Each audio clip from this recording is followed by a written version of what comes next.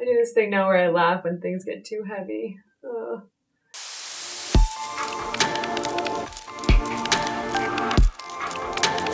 Hey guys, what's up? It's Katrina, aka Ninny, and welcome back to my channel. In today's video, we're going to be talking about my struggle with suicidal thoughts. I realize this is a very sensitive topic and a very delicate topic. I just kind of want to share, I guess, my story with that all. And if it helps somebody else, then amazing.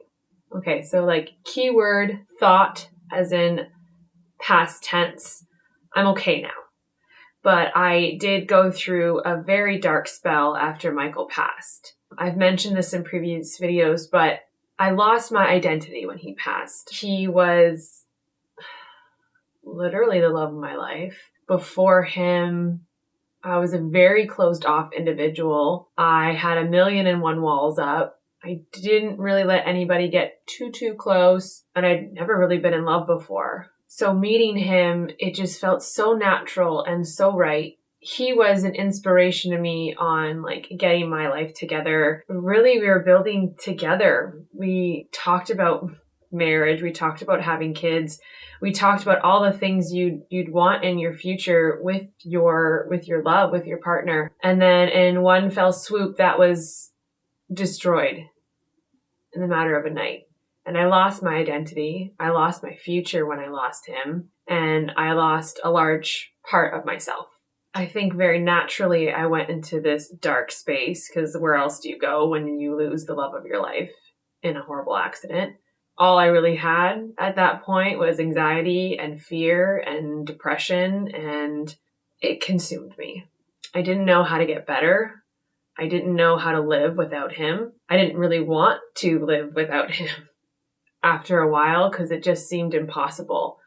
I didn't understand how I was supposed to do it alone and continue forward when I didn't have his love and inspiration and motivation to continue to do so. I just didn't know anymore. And the uncertainty killed me. Because who was I without him? What was my life going to look like without him? And I didn't want any life without him. I didn't want anything without him. So when I couldn't see an out and I couldn't see my future anymore, I think that's probably when the suicidal thoughts started to come into play. Because I just didn't want to live without him. This world didn't make sense to me without him. So I started to think of the different ways I could do it and what the note would look like that I would leave behind. And I remember thinking I wanted a way to do it so that my body would still be intact afterwards, so my family could see me still. Because by the nature of Mike's accident, we weren't allowed to see him after it happened. And maybe that would have provided some closure, or another level of closure for me at the time. I don't know. But I remember thinking, if I'm going to go, then I want to make sure my family can still see my face. And I was so depressed. And I kept thinking about it. And I kept looking at the different ways I could do it. But I also was thinking about how my death would affect people after I was gone. Because I saw how it affected everyone after Mike's death, how much it affected the community in general. I'm not kidding you, that funeral home was packed every day for the visitations and the funeral as well. It was insane. There were so many people. Everyone crowded in that room, standing along the walls, standing in the hallway. It was insane.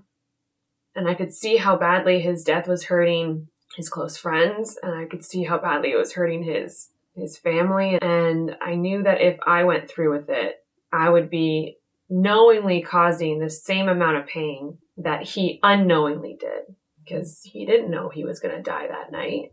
But if I committed suicide, I would know that, and I would be inflicting mountains and mountains of pain upon people. The same pain I was feeling at the time. Similar pain. And I couldn't do that. Because when someone passes, it creates a ripple effect. No matter how old or young you are, no matter what way you passed, it creates a ripple effect. Because you might be a part of that person's like inner circle, or you might be a part of somebody else's like inner circle that's attached to that inner circle. And it's just, you see your friend go through. That takes a toll on you, even if you didn't know the person that passed. Because now you're trying to support your friend or sibling or whoever. And I'm sure it took a toll on anybody I knew that was trying to give me support at that time. For all the ways that I thought about doing it, it almost seemed like weak that you can't, which is so weird.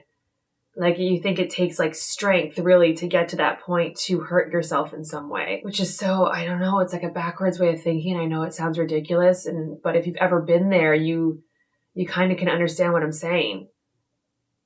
But I guess in life, if I'm going to be weak about anything, I guess I want to be weak about that.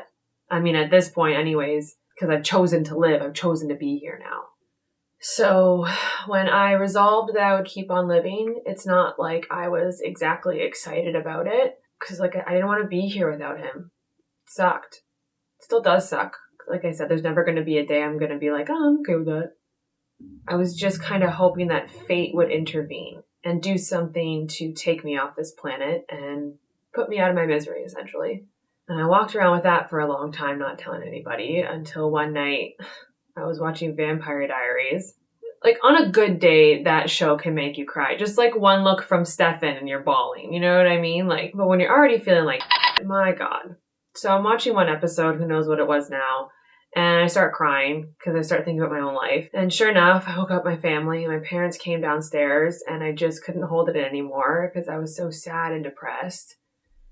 I told my parents about the thoughts that I was having.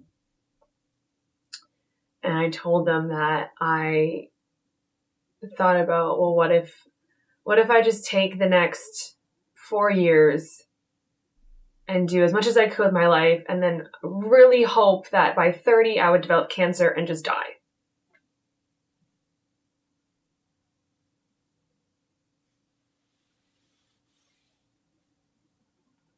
That's literally what I wanted for myself.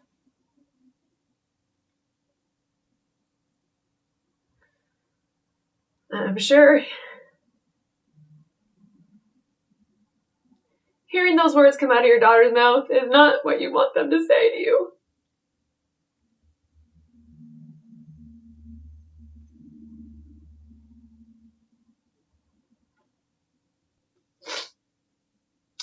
But I didn't know what to do. I just felt so sad all the time. And those were the thoughts that were running in my head, and I had to say them out loud, finally.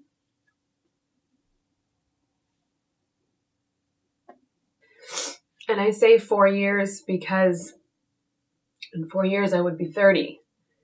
And I didn't want to live past an age that Michael never got to see.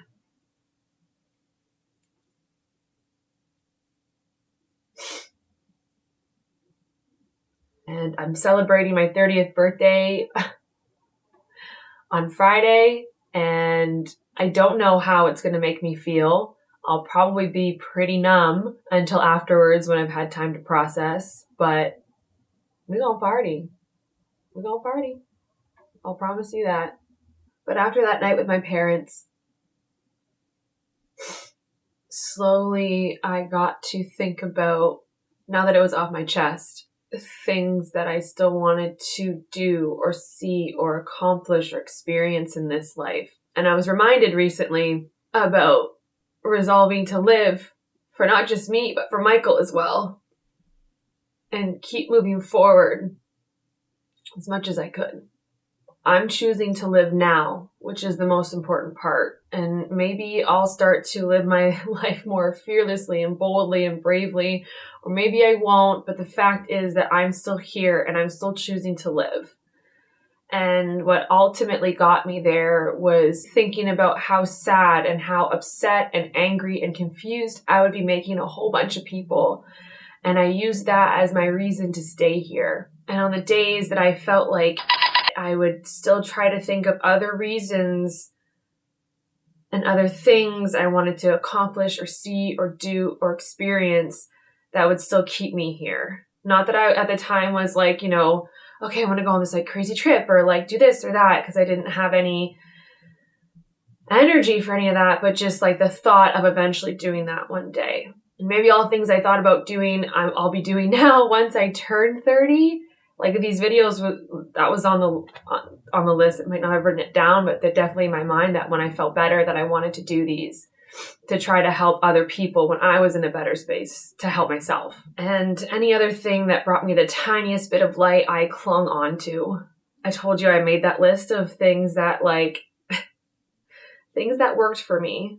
You know, Netflix, making jewelry and sleeping and crystal bowl meditations, you know, anything I knew that I liked doing that was putting me in a position to stay in the light rather than to sink into the darkness.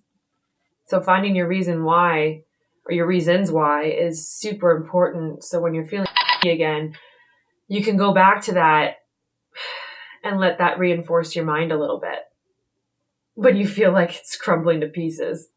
And I still have days where I'm just like, what is my life? I still don't know. And if you're close to me, you know that firsthand.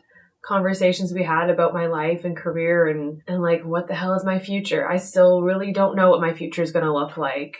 I'm more so focusing now on things that just make me happy and things that fulfill me. And it's not all like bright and shiny sunny days. The universe isn't going to give you all that once you decide to stay here. Like, it's a struggle still, and you have to work at it every goddamn day. But I got there eventually where I was feeling better and I started to make plans for myself again. Like I said, going back to school was a big deal for me. And for a very long time, I thought that things were just owed to me because I had been through the worst and was going through more and, you know, starting to come out of it.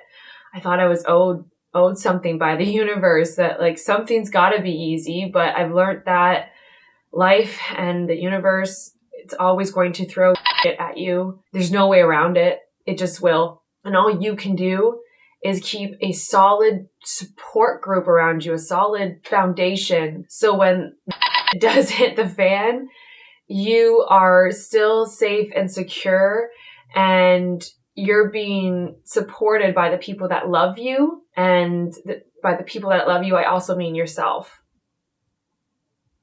You got to show yourself some love, like the ultimate self-love, to get through all of that. And eventually you'll be able to deal with things a hell of a lot better than you ever had before. You keep around you, your outlook's going to be but you keep a solid support group around you, even if that's in your own mind and you build up your mental strength that way, then your outlook will be a whole lot better too. I think anyways.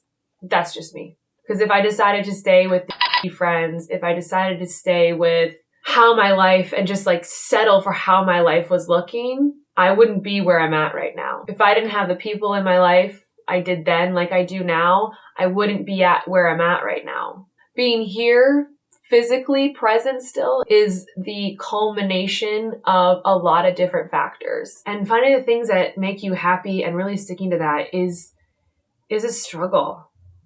Because I didn't want to do it a lot of the times. I didn't want to focus on what made me happy or focus on things that like worked for me. It was much easier to just do nothing. Easy. And search for the things that you want to do. If you don't have anything right now that you think is going to make you happy, go out and figure that out for yourself. And maybe it's not, going to be this like, crazy, happiness moments all the time, but just at least content, peaceful. Maybe those are the better words to use, content and peaceful, rather than happy, because I feel like happy just like denotes this like joyous, wonderful moments all the time and bliss and love and light. No, life's about balance. But if you can remain content and peaceful, I think that's the goal. That's what I mean, man. It takes work. It takes work when you go through this. So much work, and it's exhausting. It's so exhausting. Things will get better. A life will happen eventually, but you just got to put the work in. Day in and day out, put the work in. I hope this video inspires some of you out there that might be dealing with this to write your own list and to really seek out the people that can help you, whether that's a counselor, whether that's, you know, a suicide prevention hotline, whether that's your family or friends or whoever around you that you feel like you can confide in that moment, because you're worth it. Okay? You're worth it. You're worth sticking around for. And if you know somebody who has lost their boyfriend or girlfriend or has lost somebody super close to them and you worry that they might have these thoughts, don't be afraid to have that conversation with them either. Maybe they can't express it, or maybe they don't want to because they're ashamed of it. I know I was for a very long time. That's probably why some of you watching right now will be super surprised that these thoughts even crossed my head. Because sometimes you can put on a really good front and nobody else has any idea, which can be kind of scary. I think that's all I want to say. I really hope I'm not forgetting anything. Oh, I love you guys. I love you so much. The support I've been receiving for these videos is like astronomical, and the messages I get sent. Oh, we're out here, man. We're doing it. Oh, I love you guys so much. If you liked this video, please do so. Hit that subscribe button below. Hit that notification bell so you get notified when new videos pop up. I post them every Wednesday, Tuesdays if I'm feeling ambitious, Thursdays if I got a little lazy. I won't say lazy anymore. I got busy. Your girl has a life too. So yeah, thanks for sticking around. I'm Ninny, and I'll see you next week. Bye.